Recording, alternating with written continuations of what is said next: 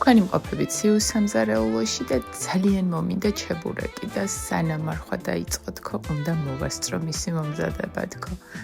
ცომი გდაგჭირდება ფქვილი 500 გრამი, მარილი 1 ჩაის კაუზი, ზეთი 2 სუფრის კაუზი, აუცილებლად ცხელი წყალი 250 მილილიტრი და არაყი 2 სუფრის კაუზი, რათა ჩვენს ცომს ჰქონდეს ხრაშუნა ეფექტი.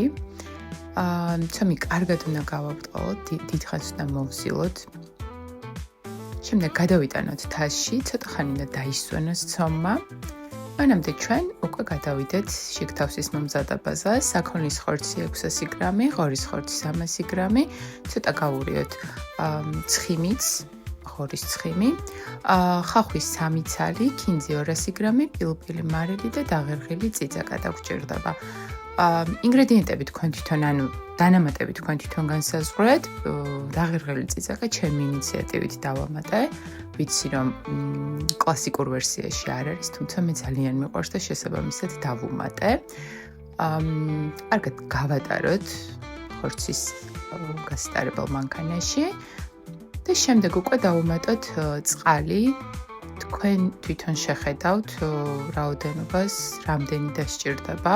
დაახლოებით ხინკლისნაირი მასა უნდა იყოს, ცოტა წყალ-წყალა, რომ შესაბამისად შიგთავსი გამოვიდეს წვნიანი. ახლა ჩვენი ცომი უკვე გამზადდა და გადმოვიტანოთ დაფაზე.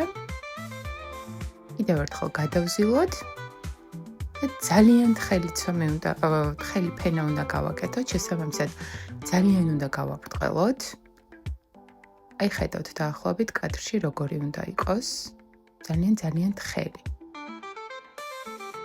ამოვიღოთ ფარში, გადავიტანოთ და ესე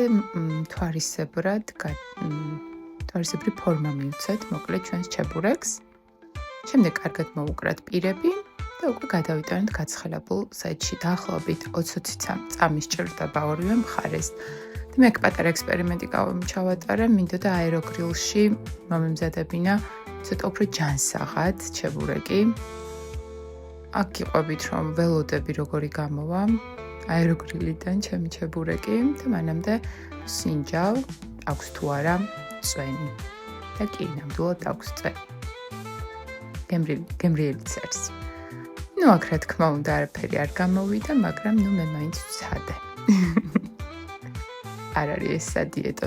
დანარჩენი ნაწილი გავუყინე და დაახლოებით 20 წელი